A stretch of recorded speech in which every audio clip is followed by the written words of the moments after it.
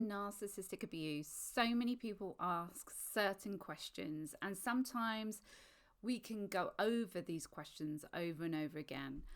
Why can't I let go? How did this happen? Why do I hold on to this pain even though it's hurting? Why can't I just let go of everything that this person done to me? How do I let go?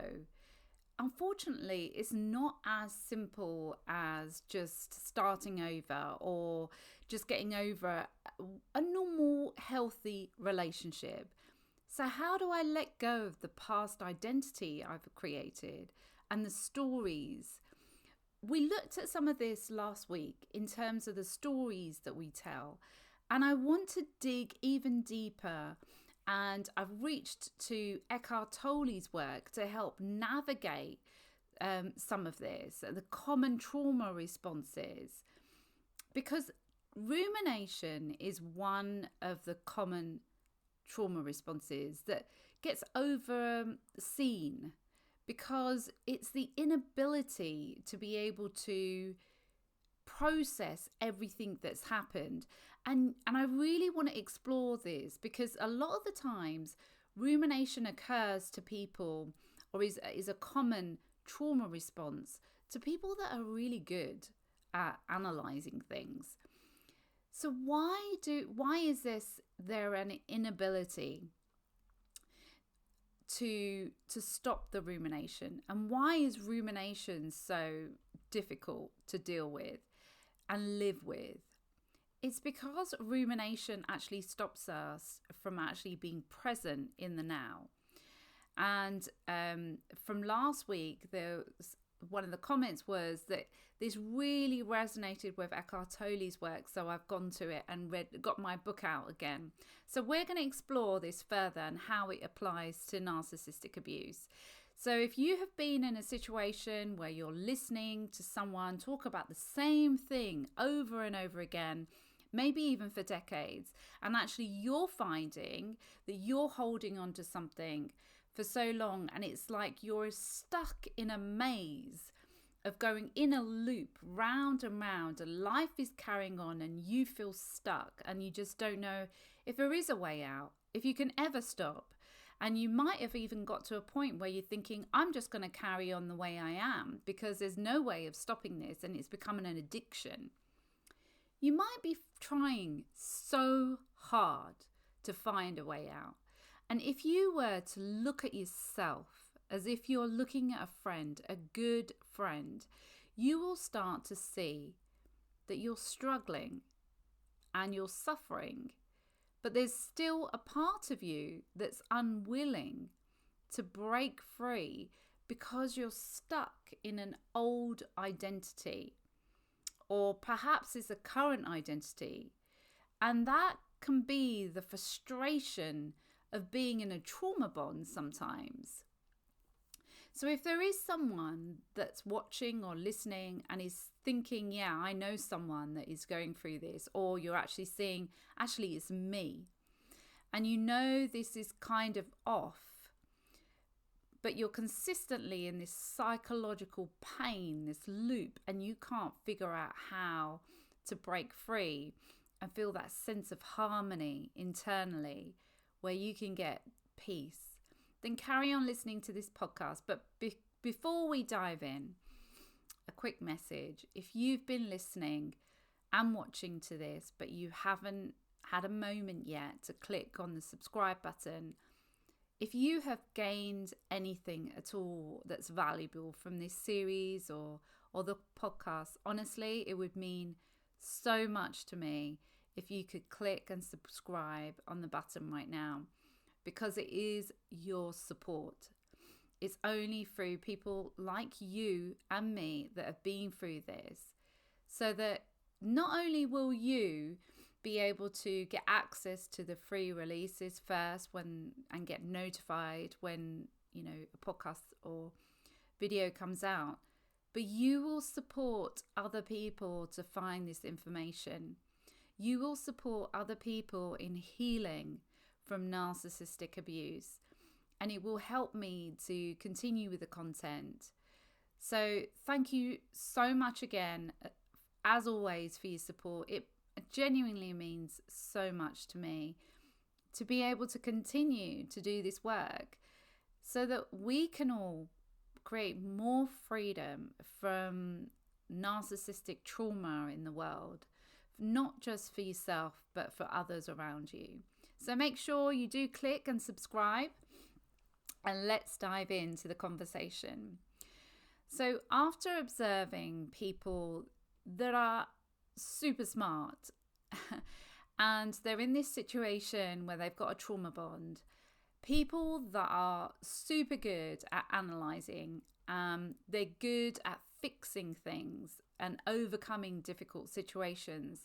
They're really good at making connections and seeing things that other people can't see. They are smart.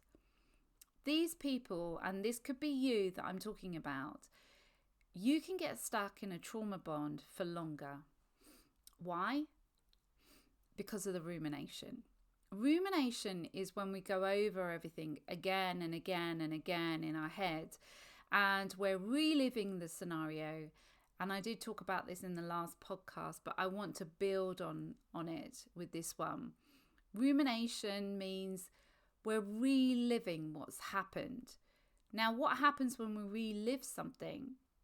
Our brain actually doesn't know if it's real or not. It will create the same hormones, the same toxic chemicals in the body as if it's happening right now.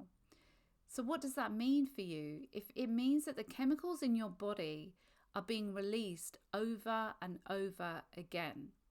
So you can't fully detox from the chemicals and you get more and more addicted. So imagine, you've got a cocktail of drugs being pumped into you every single time you talk about what they've done or you relive it going round in your head. Look, I know that there's going to be challenges. There's going to be things that come our way as human beings, but there will be more challenges coming your way after you're trying to get out of a toxic relationship. As we continue to grow and evolve, you will experience stress. There will be a release of these chemicals.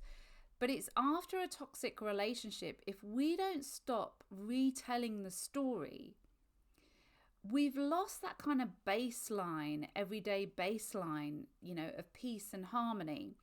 So there's going to be times where that, you will feel stress, you will feel, increased emotions or those chemicals being pumped into your body, but your baseline has shifted. And in a toxic relationship, your baseline has shifted and we're not shifting that baseline back.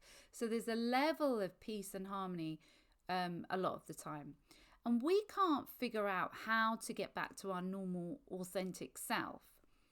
Look, when we're going through healing after a toxic relationship, you might be going through a lot of issues around the illusion that we've been living in.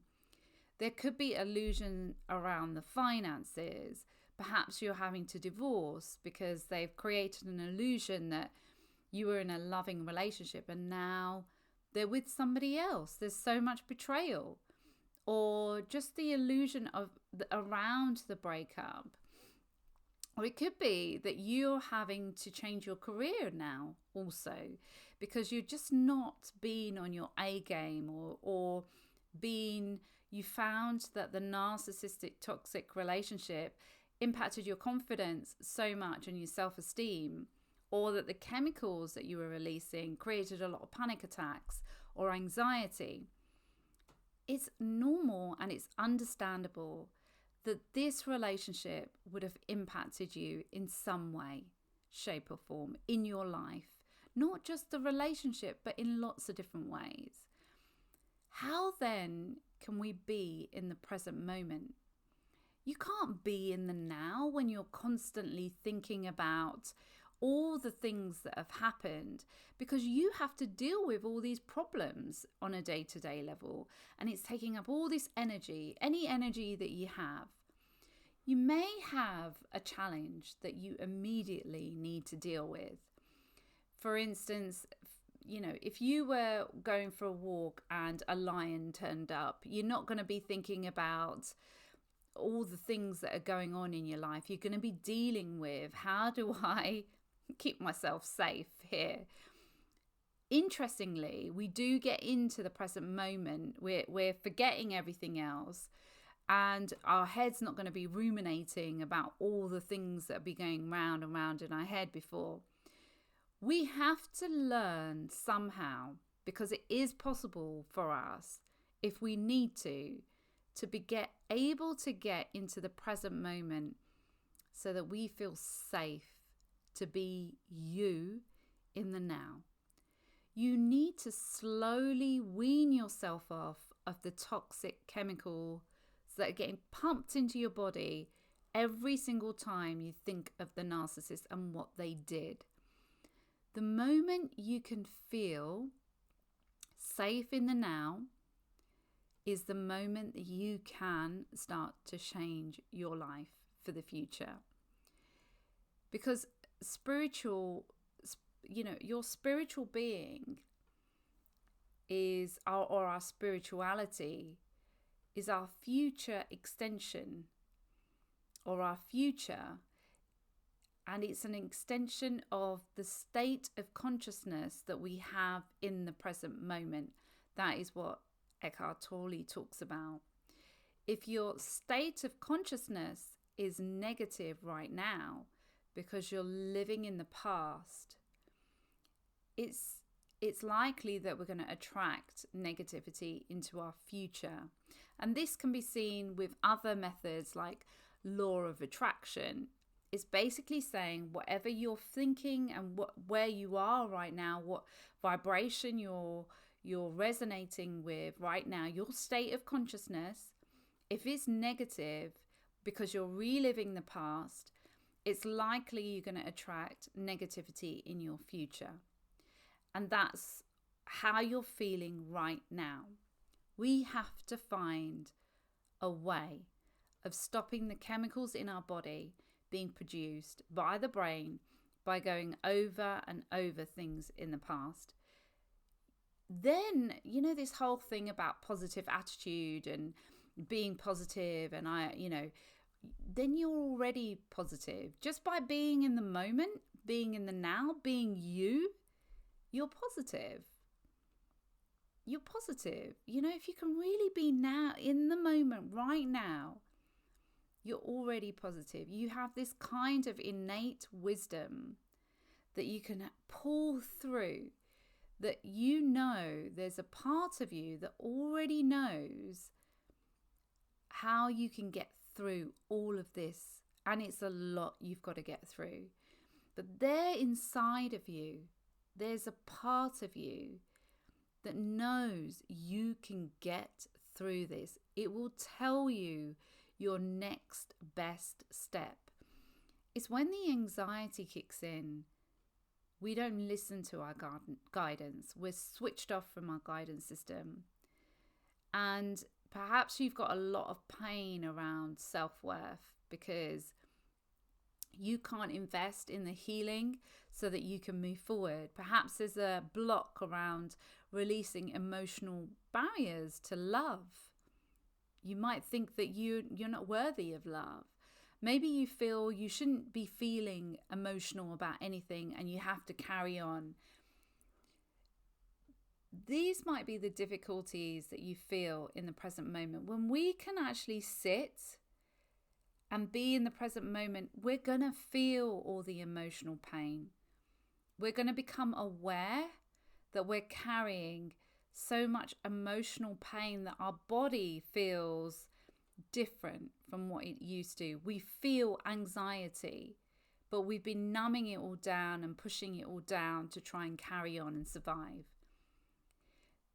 We'll have to work through that to be able to access feeling safe again in the present moment, where you're no longer in your own head.